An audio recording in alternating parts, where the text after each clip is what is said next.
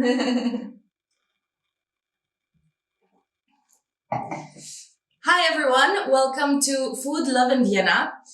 Today with me I've got Carina, who is a chocolate connoisseur, and she will tell us all about chocolate and how her passion kind of grew and grew and grew, and we've got some chocolate here that we're going to find out about as well.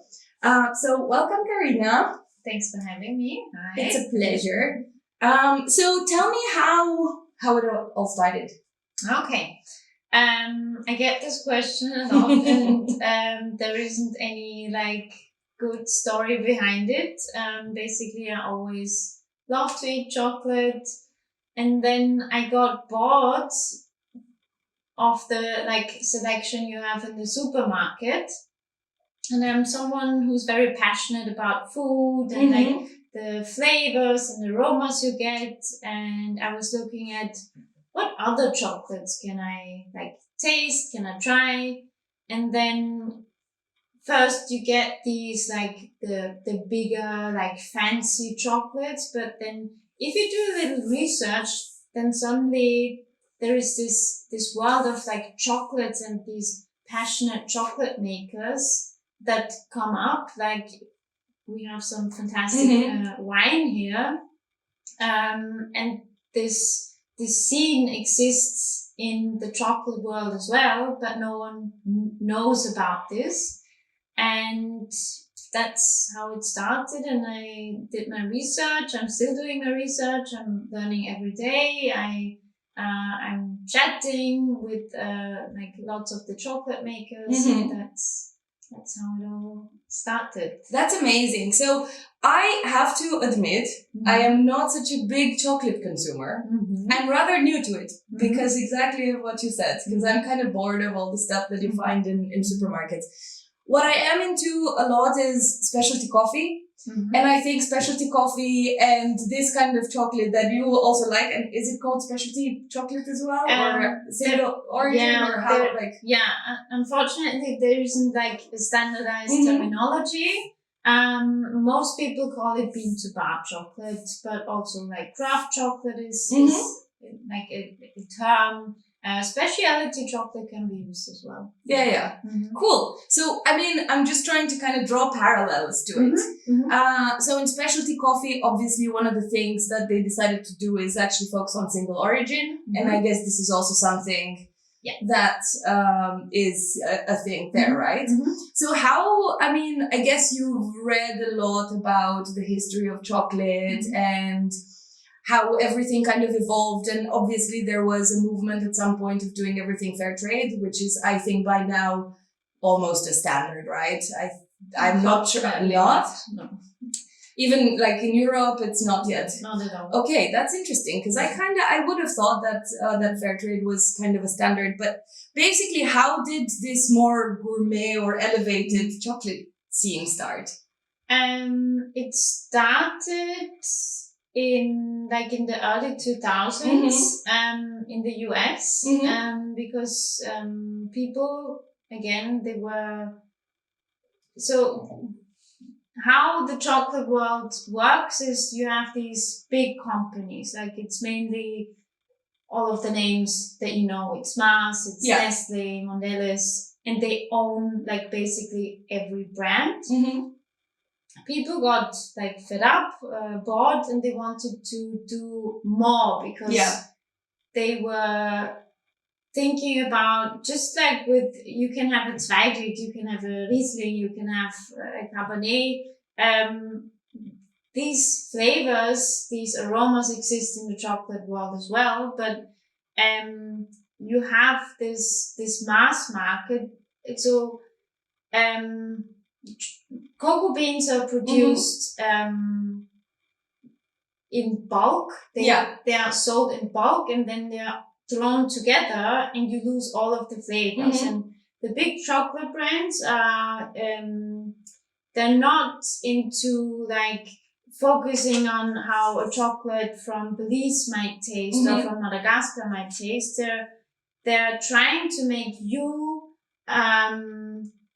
taste their brand. And you have I'm not naming them because we all know them, but this is what they focus on. So coming back to your questions, to your question, it's like it's a grassroots movement. They try to get to the source. Like it's not easy to get when they started to get the beans, but they managed, and they started actually with Indian spice grinders to make the chocolate because at that time you could only buy like big machines, like it's for a company that produces tons of chocolate like each day. So they had to start very basic, and they had to be a bit like, how can I do this? And then from there, like the bean to bar movement in the US and in the UK is very big. And it's coming to Europe like in the last 10 years, I'd say. But that's how it started. That people were also curious about how can I make chocolate better? How can I focus on like single origin chocolates? As you and your comparison was very good, focusing on the origin, and focusing on the good quality. And I guess kind of because you talked about wine a little bit, I'm gonna keep drawing parallels with wine. I mean, the natural wine that, we're drinking now and we like to drink, I mean, for me, pretty much all the time. Obviously, every vintage will be different because it depends on the climate of that year and on so many other factors. And I guess in this case, it's the same with chocolate, right? Because you don't have as much intervention and you don't mix so much that you kind of get to a constant flavor all the time, every year, no matter the batch, no matter the production. Exactly. That's what's so exciting about having like single origin chocolates, because you then get to taste like how can you compare Crack Belize 2019 to maybe like in a year with 2020. And it's not about, and that's the difference between if you buy industrial chocolate, it always tastes the same because a consumer will get upset if it doesn't taste like, exactly. Oh, I'm used to this. Why does it taste different? I'm very curious. I'm so excited if I try like different brands and they use the same beans, but then each tastes different. And it's not only how it's processed and how the maker is putting in their knowledge, but it also, of course, depends on what the weather was like, where it has been stored and stuff. So. Yeah. But do these actually come from the same farm as well? It doesn't have to be, and it's there are single like estate beans, but there are also single origins where it's basically a cooperative where different farmers bring their beans, and then the cooperative will ferment them, dry them, and then distribute it to the makers. Very cool. And okay, and then the maker follows their own recipe and makes their stuff. So you'll get Belize from someone else from 2019, and then you're gonna see the difference, and that's basically how you transform that ingredient. Yeah. So like you buy some super awesome carrots from the market, and then you have two chefs doing something different. Exactly. Yeah. What are the most I've got a couple of questions. What is the most exciting? I know this is a difficult one, and if there's not just one, you can tell me about more of them. But one or more of the most exciting chocolates that you've tried. Oh, that's a tough one. But I brought this for you because it's the one I push into everyone's faces. because it's just so fascinating. Not only because I really like what Mark is doing, like he's behind Cartl. If you ever taste his bars, it's just this, what the texture is on your palate. It's just, how does he do it? But also Belize is just, it's fantastic. And I had like lots of bars from different makers from Belize, and it's a very exciting origin to taste, because it's like very fruity and spicy. I also had a bar, it's from a Canadian brand, called Soma, and they used, I think it's like red wine leaves somehow, and they infused the chocolate, like the cocoa beans. So they didn't put, from what I can remember, they didn't put the red wine as such into the bar, but they infused the cocoa beans, and then they dried it again, and then they made chocolate from it, and it was amazing. Oh, wow. Yeah. So how was the flavor? I guess quite tannic? Tannic, but also sweet and very, very fruity, but you didn't have any like additional fruit in it. That was interesting. Yeah. Very cool. So you are in touch with a lot of these makers, right? How did you know, we all start somewhere, kind of like, hey, my name is X and I'm super interested in your stuff. Did it start like this, or did you go to some events where you met some chocolate makers or some fairs? So basically, I set up an Instagram account, detached from what I was doing with my private account. And for some reason, this really took off instantly. And the exchange is very much focused on Instagram and social media. So this works very good. And then also I went to a fair in August last year. There are maybe like 3, 4, 5 fairs and events where the crowd really gathers. And I went to this fair in Germany, which was a bit weird because it's in Saxon, and it's in an old castle, and it's not a chocolate fair where like commercial chocolate makers are. It's super niche, and the audience was very old in a way. So mainly, our parents. Sorry, my mom is watching that, like 50 upwards. And I was thinking, this doesn't really match in my head. And I went to the chocolate makers. I said, hey, I'm like new. I'm trying to like get to know all of these brands. I'm trying to get people like understand what good chocolate is. And they were so welcoming, and we've been in touch. And if you're interested, like, they are so welcoming in the sense that if you try to understand what they're doing, and if you ask them questions, they're very happy to share their experience. So where are they? I mean, can you tell me a bit about a couple of them, where they're based? And because I mean, you mentioned that the US is kind of a big market for that, and how is it looking in Europe? And just. So as I said, the US is very big and very influential in the scene.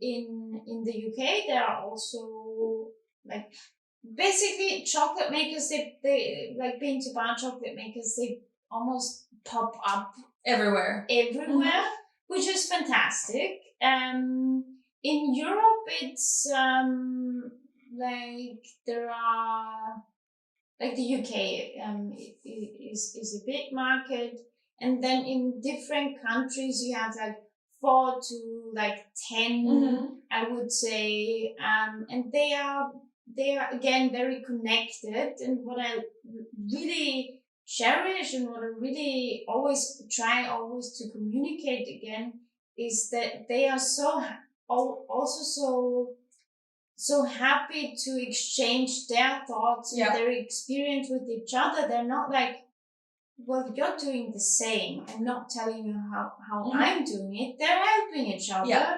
And that's maybe other scenes are the same, but I know this scene, and it also, like, what it does is they must stick together, because otherwise they wouldn't make progress. Yeah, exactly. And that's what I think is so great, that they're not like, they don't understand each other as necessarily as like a competition, but as working together towards the same goal. Exactly. And if there are more of us, we have a bigger voice. Exactly. Our market is growing, and then we can, how can I compare it? If again, in like the specialty coffee scene, it's like the more you have, the more like the consumer will know that I really like this, but I also want to try this, and then I go back to this. That's very lively, and it's just, I think, or from what I understand, is that it makes for growth. Absolutely. Yeah. Absolutely. No, that is one of the things that I love in general about small producers who enter a niche, whether it's coffee or chocolate or wine or whatever it is, like craft beer. I mean, I know there's a similar kind of movement there where everybody's there in it together, and they do collaborations and they play around and they're all friends. And I think it's super outdated to see all these things as competition, because you're not a big enterprise that's trying to monopolize the world, right? Exactly. So that's super interesting. So the way you curate your chocolate, how do you do that? Is it based on the makers? Is it based on you trying some certain chocolate bars that you like more? Is it about the story? I mean, what's your criteria? So of course I look very in much detail about the quality, in the sense that is it sort of like greenwashing in a sense, or do they really like focus on sourcing their beans in a transparent way? Also, what is the quality then of the bars? Because you can, of course, source very like transparent. You can pay premium prices, but the result might not be as good. And you have to learn. You're not a master from the beginning.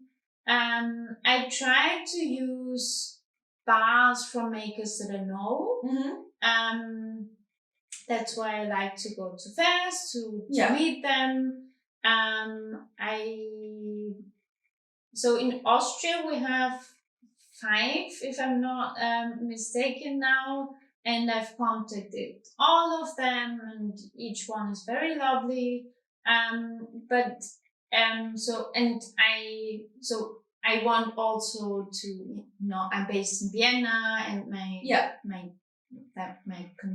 customers are mainly from Vienna too, so I try to make them like aware that we have Austrian brands as well that are doing the same. But then I look at who is doing good stuff, and I try to include especially female makers, because the scene is very much like shaped by female makers. That is something that I'm trying to also communicate.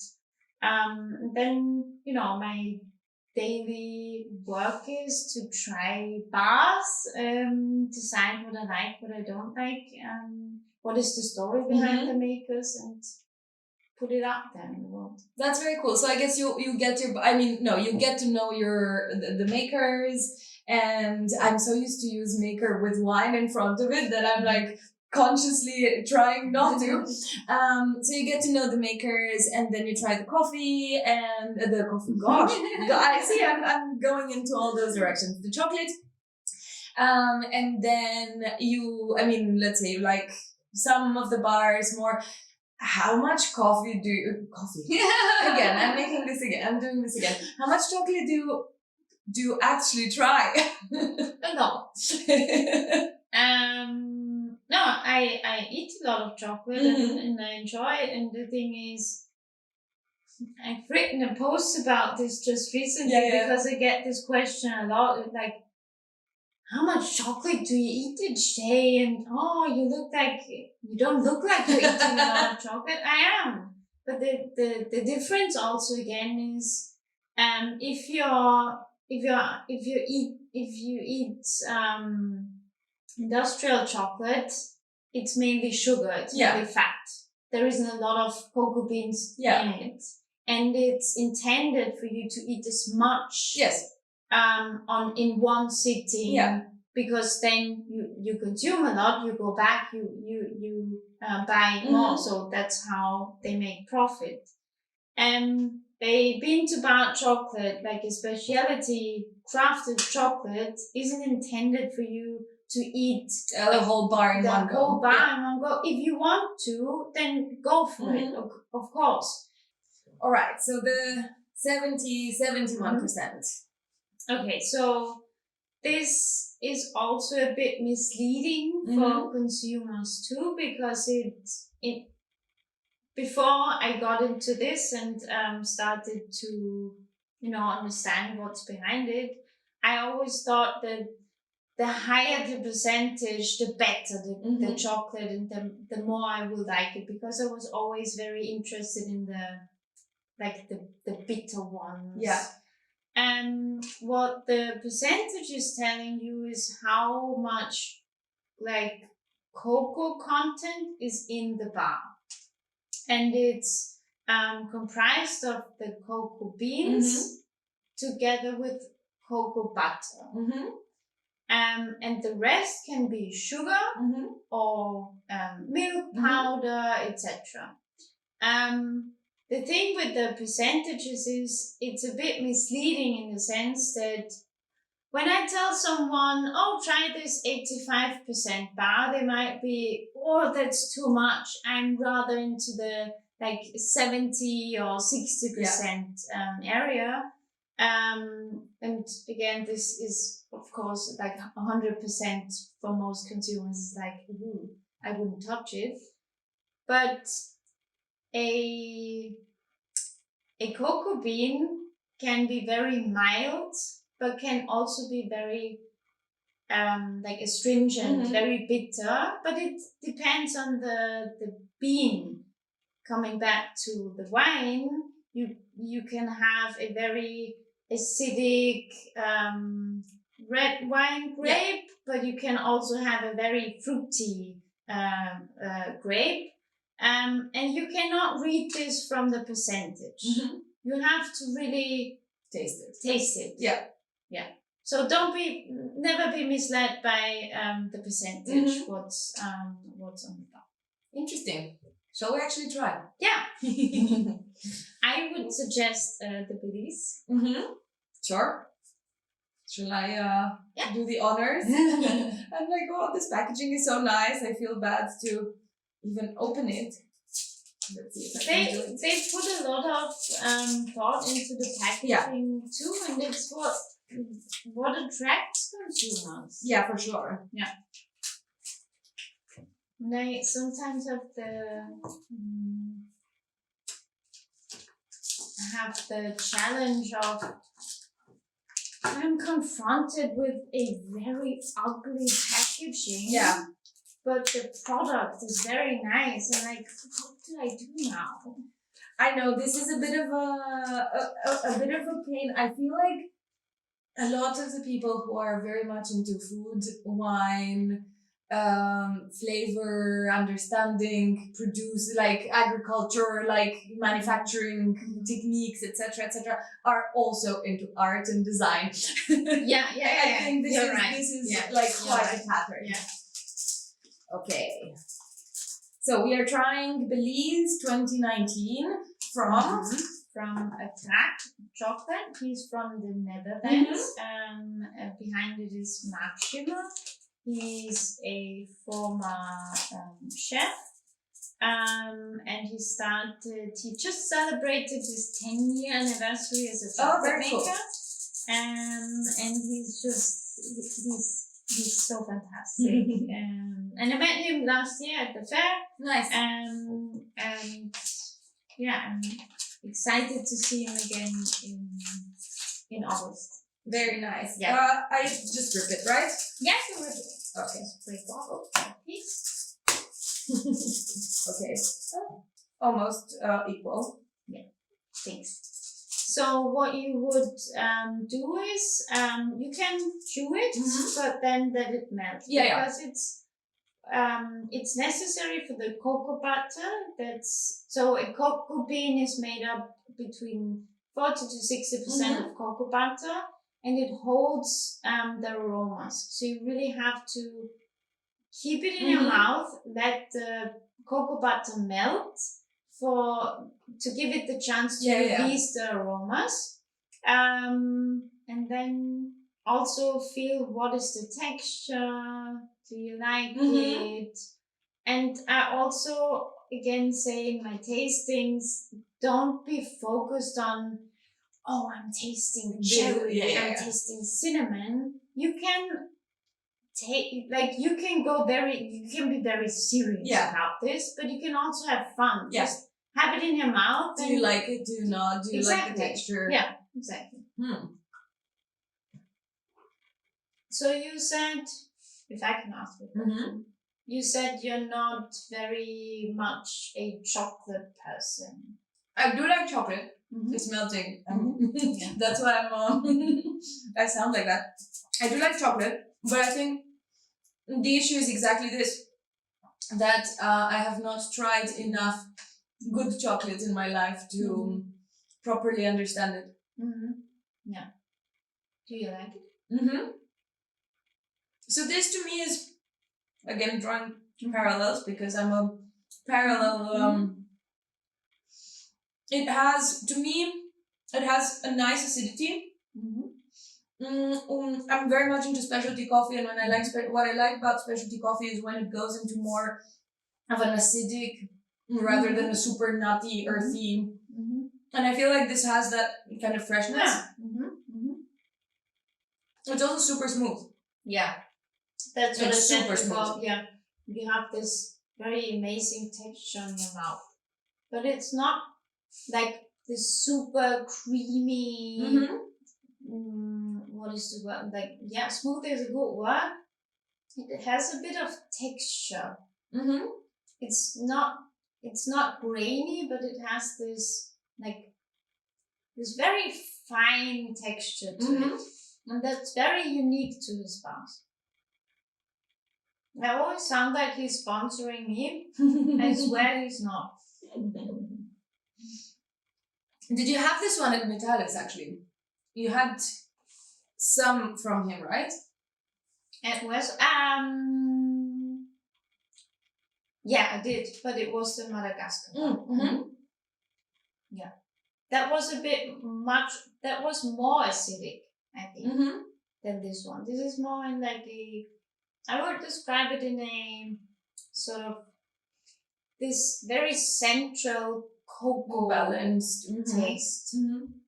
Like what you would expect from a good brownie. Yeah, but without the heaviness. Yeah. I like this melting thing. And it's so tasting chocolate in a conversation is a bit difficult because you you either have to talk with your mouth full or you have to swallow it very quickly, and then you lose the experience. And I get the question a lot because people like to do like, oh, but like, can I pair it with like wine, or what can I try with it? And you can pair like chocolate with other things. Wine is extremely difficult because we all know that wine is also very dominant on the palate, and chocolate is very dominant on the palate. So they compete, and then each one of them loses their character. You can try, like, red wine and dark chocolate is the worst combination because they're so tannic and acidic. That they just clash. Yeah. But I went to a tasting in London from Cocoa Runners, and they paired a milk chocolate with added breadcrumbs and sea salt with a rather sweet natural wine. And that was my favorite combination. Super cool. Yeah. And with breadcrumbs as well. That's like it was toasted toast. And that was just, this bar as such is very good, but with the wine they paired it with, it was almost like you had a piece of buttered toast with jam on it. Oh wow. Yeah. Nice. So with the wine and the chocolate, that's very cool. That is very cool. Can we try this one as well? Sure. So this one is from Madagascar. Madagascar is very, very famous for high quality cocoa beans. They have an amazing reputation.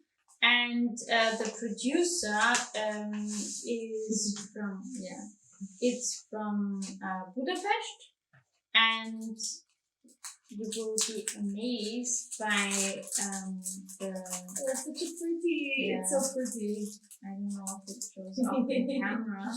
Very, very pretty.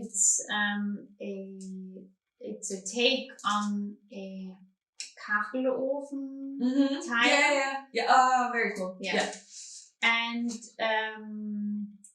I had this at a tasting where a very famous food person from Vienna was, and she really had her finger on it. If you taste it, she said it tastes like Apfelminze. Oh wow. Very fresh. Yeah. Very light. So I'm curious what you think about this compared to the other one. So color-wise, already I'm seeing differences because this is lighter than this in color. I mean, I don't know if it's because of the way it's been kind of molded. It looks a bit smoother. I will break off a piece. I'll do it like that. And for you, I broke a piece that is, I think, too big. Okay. So, stop with this. I'm always very fascinated when people try my kind of chocolate for the first time. And it also makes me very anxious. I have to tell you a story. I'm very anxious eating. So I enjoy when people eat my chocolate, but I'm very anxious eating it with them because I had my friends over, and instead of having a dessert, I think it was this bar, and I put it in the middle, and I said, taste it, try it, this is your bar. And there was this one friend, and I love her very much, but she broke off pieces, she put it in her mouth, she chewed it, and she swallowed it, and she ate 3/4 of the bar, and I was sitting in my chair. I cannot say this hurt, this physically hurts me. Yeah. And she's not someone she knows what I'm doing, she knows what I'm talking about, and she's someone that always orders my chocolate, but I cannot stand this if you're not if you chew my chocolate in front of me, Ooh. But you're right. This is super fruity. Mm-hmm. And I can see the freshness, although I'm really bad at kind of putting my finger on any specifics. If you're interested in this, you can always use an aroma bar. Yeah. Because it helps you. You might think, I sort of know where it's going, but I can't put my finger on it. It's very helpful to have like an aroma bar where it says, oh, mint, hey, I don't know what else, or raspberry, cranberry, blueberry, etc., cereal, I don't know, it reminds you of, Very cool. But I find that this, like in the aftertaste, not aftertaste, but like my mouth, it feels more tannic than this one. As in my mouth feels a bit more dryness at the end of it, despite the fact that I find this one to be kind of fruitier and softer. I find this one harsher a little bit than this one, but actually this one left a smoother kind of feeling in my mouth. This one a bit harsher, but it's super interesting. And I don't know if you notice it, but this one is much smoother. And it doesn't have this. No, it's very creamy. Exactly. And because you're referring to the aftertaste, that's a very specific sign of a quality chocolate.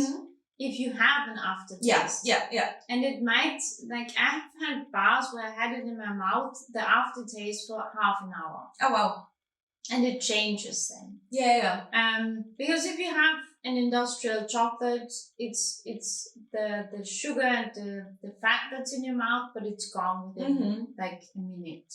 Yeah. But this really sticks to your palate. No, very cool. Very cool. Thank you for bringing this. Yeah, you're welcome. And I can't wait to pick up the porcini one from Blue soon and actually try it because I love mushrooms. So for me, that's so. I'm also curious. I mean, obviously, you have this super beautifully curated chocolate, and you're very present in the scene. But where, I mean, not necessarily it's like the most annoying question. Where do you see yourself in 5 years? No, but how would you like to kind of, follow your chocolate journey? That's a tough question because to be honest and to be frank, I didn't expect it to be this successful in a way. It's not successful in an economic sense, not at all. So this is like my free time that I'm investing. But from the beginning, as I said before, I put up this Instagram account, and the first people that followed it were really the foodie people, and that surprised me. And then I had like big newspapers coming up to me and say, do you want to do an interview? And I'm like, yeah, sure, but are you sure you want to talk to me? And I've started this half a year ago to really be the Tafelkuratorin. And what I said is, and what I still say is, I want it to be organic. I'm not advertising at all. I'm not like pushing myself into anyone's faces because that's not who I am. Yeah. And I wouldn't feel comfortable with this because for me, it's never about like an economical project. It's about making people like aware that there is good chocolate out there. There is good chocolate out there, and you can have the same experience as you have with wine, with coffee, with beer, with gin, I don't know what. And please note, there is chocolate and it can be so good. That's why I'm doing it. And I would love to be also a chocolate maker, but we're in Austria, we can't do it. How come? Because you have to have a Lehre. Yeah. Or you go to the Wi-Fi and you do like this course, but you have to have registered Gewerbe, otherwise you can't sell chocolate. And I feel a bit too. It's again a very big investment. You would have to do like an education. And pause everything else, and I know the feeling. Yeah. I've been in the same kind of. I would so like to do this. Yeah, and that's something that frustrates me about Austria, because coming back to my question about the US scene, it's so big because they don't have these regulations. They start in their garages. They put up the Indian spice grinders. They start with it. They sell it on the market, and then they scale. They don't have to go to the big and register their Gewerbe. They can do it, and that, I think, is something that really hinders innovation in Austria. Yeah, that's true. Have you tried making coffee though? Coffee. I am doing this again. What is wrong with me? Chocolate.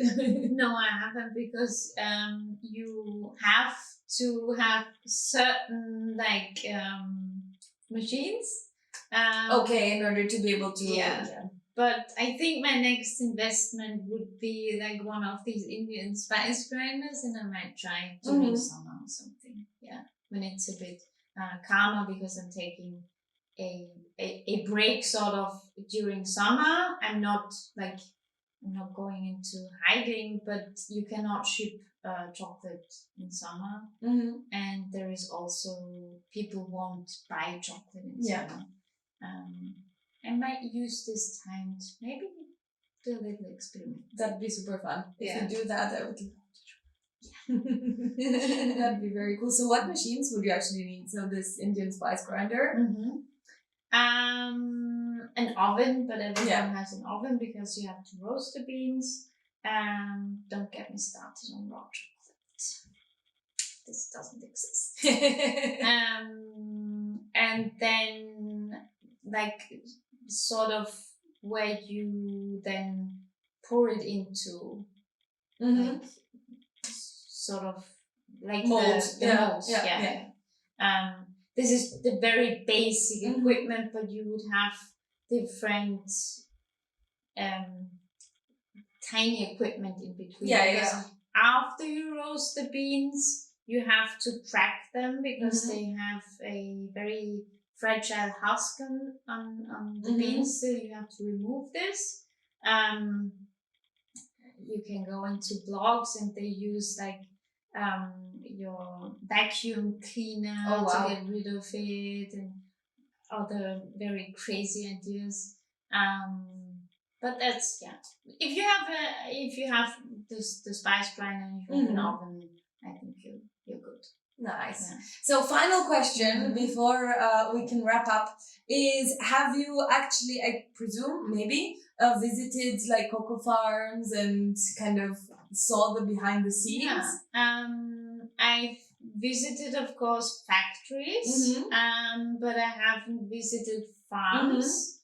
And I want to do this very soon. But the thing is that cocoa grows in the equatorial belt, so it's a very long journey. Yeah. And I'm rather I try to stick within Austria, not in Austria, within Europe for ecological reasons, but also it comes with a price to travel. Yeah, of course. Further away. But I will most likely travel to Hawaii next year. Nice. And there is a fantastic maker. I met them at the fair last year, and I hopefully can visit them and experience how cocoa really grows, because I talk so much about this, but I've never seen it. Yeah. And it's not like, wine grows basically everywhere, but cocoa is the cocoa tree is a tropical fruit. so it's rather limited to where it goes. Mm-hmm.